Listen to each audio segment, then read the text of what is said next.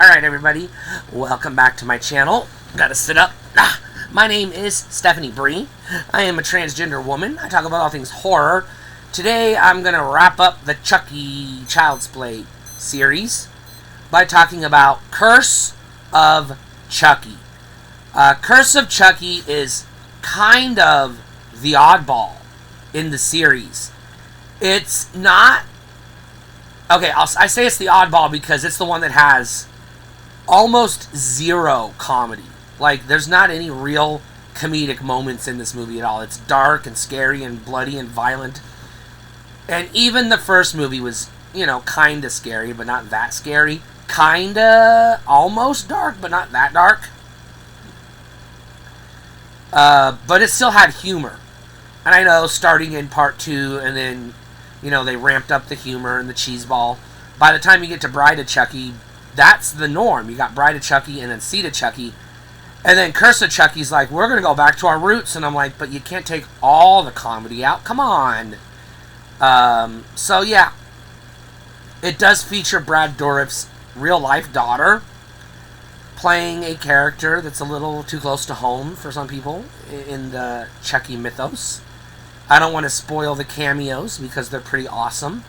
It does give us a little bit of backstory on Charles Lee Ray that kind of contradicts the backstory that we had a little bit of throughout the series, especially once we get to Bride of Chucky. It doesn't completely ignore Bride and Seed of Chucky, but it does sort of act like, yeah, that happened, but we're not going to go into it. Kind of, you know, they're like, yeah, they're canon too, but they're not fully canon, I guess. You know, it's kind of like the Star Wars Ewoks movies. Nothing else in Star Wars references the Ewok movies. So it's up to the viewer if they want to accept it as canon or not within the timeline.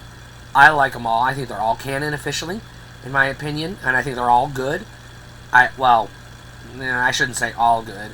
There's at least one I don't like at all. But I've already done a video on that one. But this one's also a buy. I'm not going to say anything else about it because I don't want to spoil anything.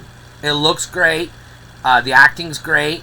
The tension is phenomenal. It's legitimately scary.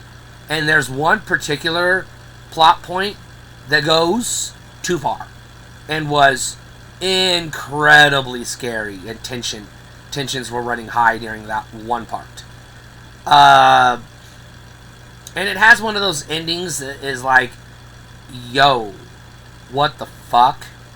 And then it sort of sets up the next movie, so you know there has to be another movie.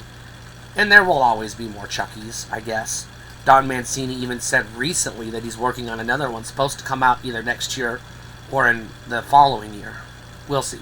That's all I gotta say. It's a bye. Stay cool.